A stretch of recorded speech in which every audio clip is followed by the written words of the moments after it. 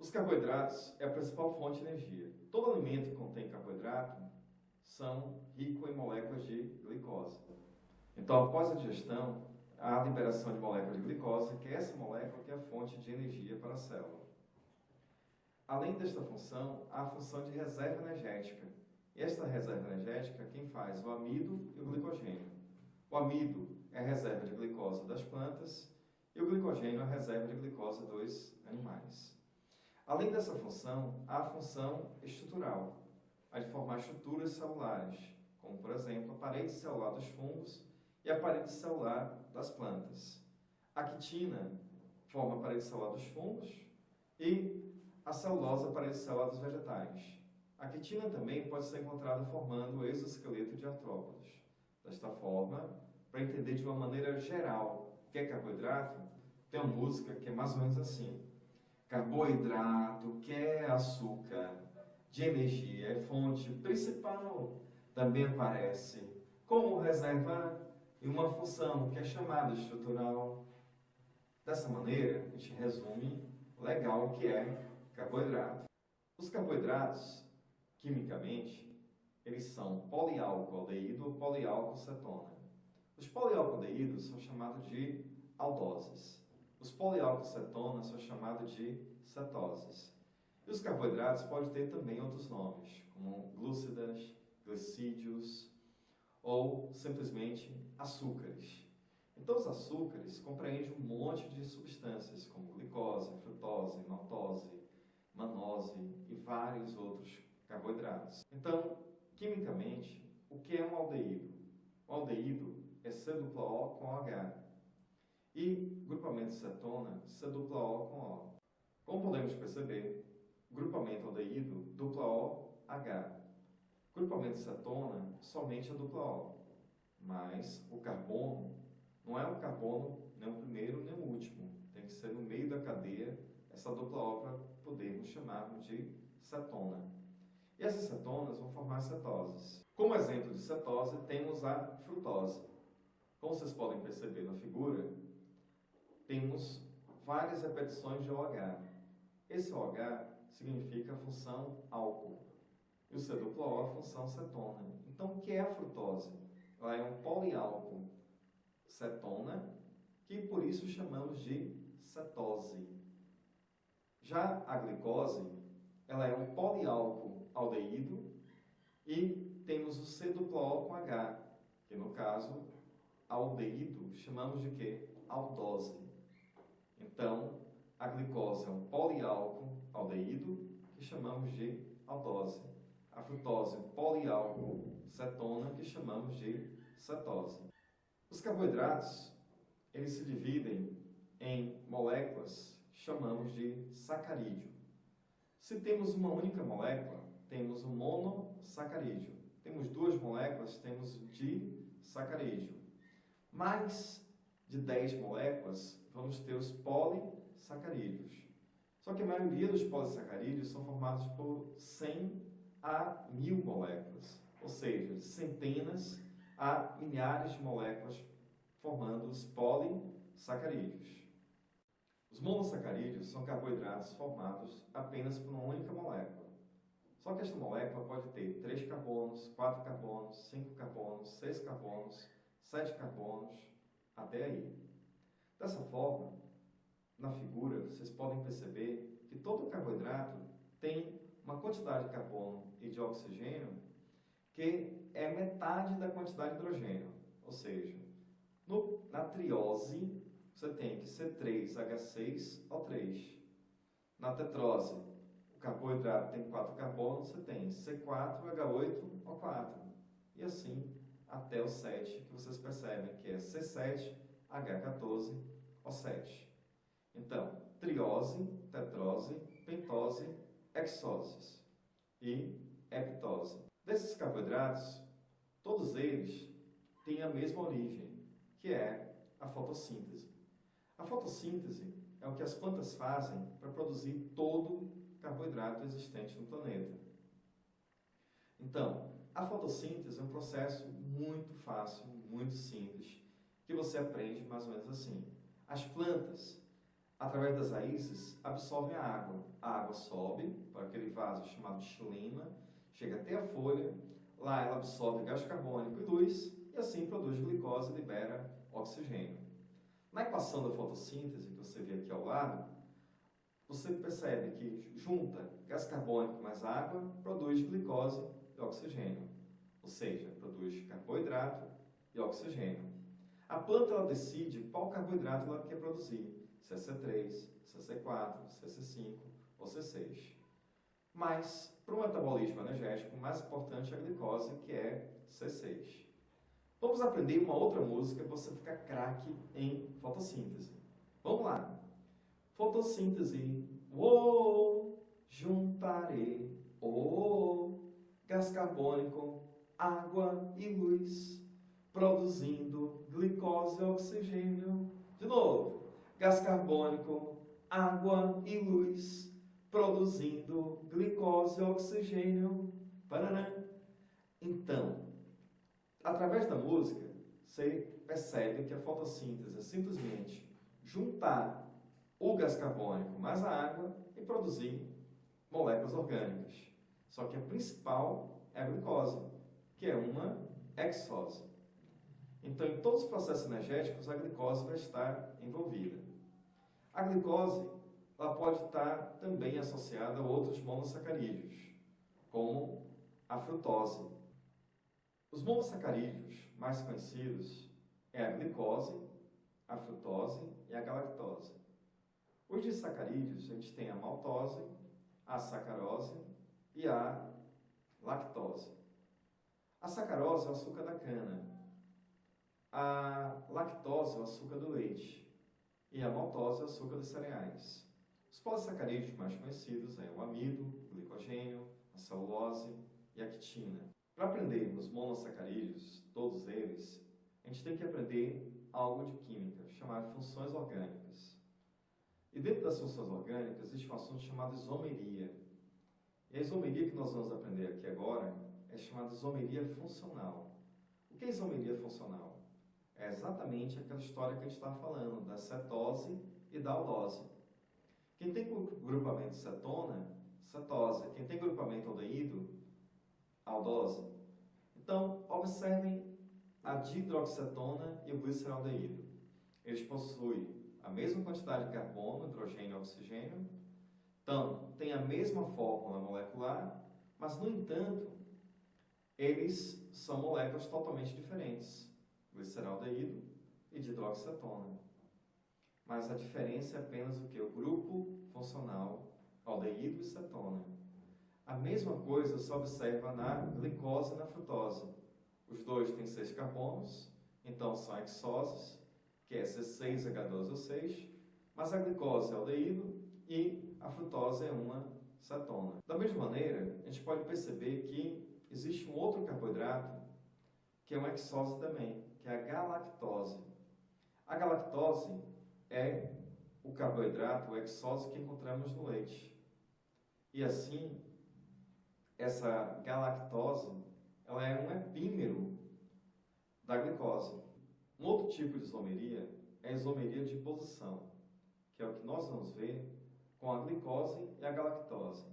A glicose e a galactose são isômeros de posição. Observe que os dois têm a mesma função orgânica, mas no quarto carbono há uma pequena diferença, onde a hidroxila de uma está de um lado e a da galactose está do outro lado. Perceba que apenas essa diferença muda tudo. E aí você tem a glicose e a galactose, que são chamados de epímeros. Esse processo chamamos de epimeria ou isômero de posição. A glicose com outras moléculas de carboidrato vai constituir os chamados disacarídeos. Os disacarídeos é um tipo de oligosacarídeo formado pela união de 2 monossacarídeos, que é sempre a glicose mais outro monossacarídeo. Exemplo, a glicose mais a glicose forma a maltose. A maltose é o açúcar dos cereais, no malte, na cevada.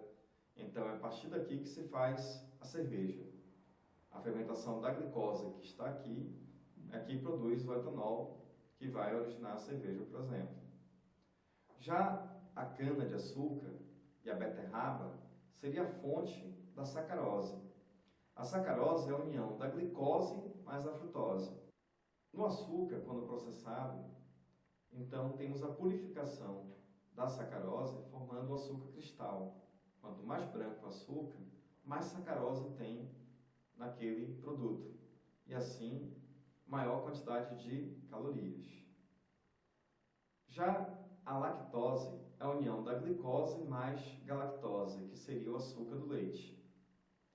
Então, disacarídeo, a união de dois monossacarídeos. Para quebrar a maltose, basta ter a enzima chamada maltase, que quebraria a maltose em glicose e glicose. Para quebrar a sacarose, basta ter a enzima sacarase, que vai quebrar a glicose e frutose, ou seja, separar a glicose da frutose. Para quebrar a lactose, basta ter a enzima lactase, que vai quebrar a lactose em glicose mais galactose, obtendo dois monossacarídeos. Certo? Não esquece isso. Alguns oligosacarídeos encontramos na superfície da membrana plasmática, formando uma estrutura chamada de glicocálise. A principal função do glicocálise na célula é o reconhecimento celular. Desta maneira, o glicocálise ele reconhece hormônios, reconhece vírus, reconhece os tipos sanguíneos, tipo A, tipo B, que tudo depende da ramificação de carboidratos que vai existir, da associação desse carboidrato com proteína ou com lipídios. Com proteínas, formaria as chamadas glicoproteínas. Carboidrato mais lipídio formaria os glicolipídios. Polissacarídeos. Os polissacarídeos é a união de vários monossacarídeos, de centenas a milhares. Os polissacarídeos têm duas funções básicas, estrutural e reserva. A reserva energética, amido-glicogênio. Esses são polímeros de alfa-glicose. Já os estruturais, o polímero de beta-glicose. Beta-glicose a gente não consegue digerir. Não conseguimos digerir porque nossas enzimas não conseguem quebrar a chamada ligação beta. A beta-glicose representa a molécula de glicose que está fechada e a hidroxila está para cima. Quando essa hidroxila está para cima, a gente tem uma molécula de beta-glicose. E um polímero formado por beta-glicose tem a propriedade de não ser digerido por animais. Já os polímeros de alfa-glicose, o amido e o glicogênio, nós temos enzimas para fazer a digestão desses polímeros de alfa-glicose. A diferença da alfa-glicose é que a hidroxila agora está para onde? Para baixo. Da hidroxila para baixo, alfa-glicose. Do carbono 1, alfa-glicose. Carbono 1 com a hidroxila para cima, teremos a beta-glicose. O amido, ele é o polissacarídeo encontrado nas plantas. E dessa forma, as folhas produzem a glicose e assim essa glicose ela pode polimerizar e daí formar o amido. O amido fica armazenado em uma organela especial chamada de amiloplasto. É um tipo de plástico especializado em armazenar o amido. O amido ele vai ficar armazenado em alguns órgãos vegetais. Esses órgãos vegetais podem ser a semente, como o arroz, o trigo, o milho, como o caule, a batata, como as raízes, como a mandioca, o inhame, batata doce, ou também em alguns frutos, como exemplo, a banana. Então isso seria os vegetais que são fonte de amido. O amido é representado por dois tipos de moléculas. Uma molécula linear, chamada de amilose, e uma molécula ramificada chamada de amilopectina. A diferença é que a amilose é mais difícil de digerir e a amilopectina é um tipo de amido mais fácil de fazer digestão. Dessa forma, aprendemos que existem dois tipos de amido. Um amido linear e um amido ramificado. O glicogênio é o polissacarídeo de reserva dos animais. Ele é formado pela união de várias moléculas de alfa-glicose no fígado ou no músculo. Então, O glicogênio ele é a nossa reserva de glicose. Quando nosso corpo entra no estado de hipoglicemia, é através do glicogênio que vamos quebrar essa molécula imensa, formada por mais de 50 mil resíduos de glicose, e aos poucos, essa glicose ela vai entrando no sangue, normalizando a nossa glicemia, ou seja, a nossa taxa de glicose. Mas quem atende a essa necessidade fisiológica é o fígado, que vamos aprender na próxima aula como é que isso funciona. Os polissacarídeos estruturais são representados pela celulose e a quitina, ambos beta-glicose. Você já sabe disso. Agora, a gente vai aprender sobre a celulose. A celulose é a substância mais abundante do planeta. É a substância orgânica mais abundante. A celulose ela é formada por moléculas ligadas 1,4, 1,4. Quer dizer que aqui está uma molécula de glicose, aqui está outra. E aí você tem uma fileira de mais de milhares de moléculas de glicose unidas. Cada fileira, que vamos chamar de fibra, ela é ligada uma a outra por ponte de hidrogênio. Então, cada fibra liga-se através de ponte de hidrogênio. Dessa forma, representa a tração que existe da madeira, de algumas folhas. Por que elas são resistentes? Exatamente devido a essa ligação de uma fibra com a outra. E assim, explica um pouco da resistência que a celulose tem, formando madeira, formando várias partes de vegetais que são duros. A quitina é um polissacarídeo estrutural que encontraremos na parede celular dos fungos e no exoesqueleto de artrópodes, podendo também ser encontrado nas cerdas dos chamados poliquetos, que são anelídeos marinhos, e também de alguns moluscos, que podem possuir também a quitina. A quitina, ela tem o seu nome, ina, esse sufixo ina, porque ela tem nitrogênio na sua composição. Então, a quitina, na verdade, ela é um polissacarídeo, onde o monômero é a glicose amina, ou seja, uma glicose que tem nitrogênio, ou a glicose com N-acetilglicosamina. E daí, a gente tem um polímero de beta-glicosamina, formando a quitina. A celulose e a quitina representam polissacarídeos que não são digeridos por animais. Ao não ser digeridos, esses alimentos que contêm celulose e quitina, eles formam as fibras alimentares. As fibras são alimentos que ingerimos e que, nesse caso, eles não são digeridos, portanto, formando as fezes. A importância das fibras é que elas podem absorver água e hidratar as fezes, deixando-a mais moles. E as fibras, chamadas de insolúveis, elas podem absorver gorduras.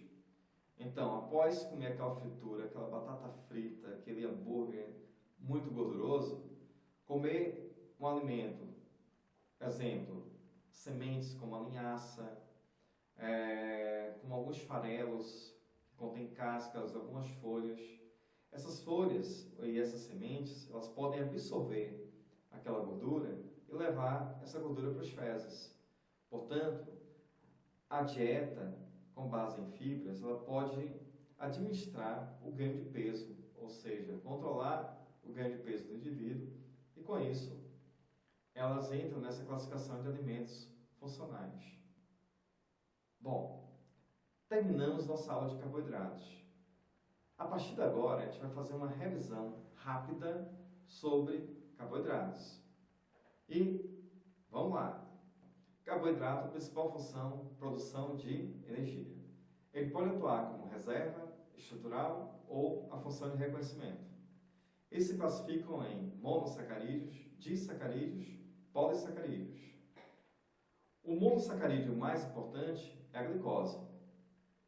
E a glicose é uma hexose, ou seja, uma molécula que possui 6 carbonos, C6H12O6.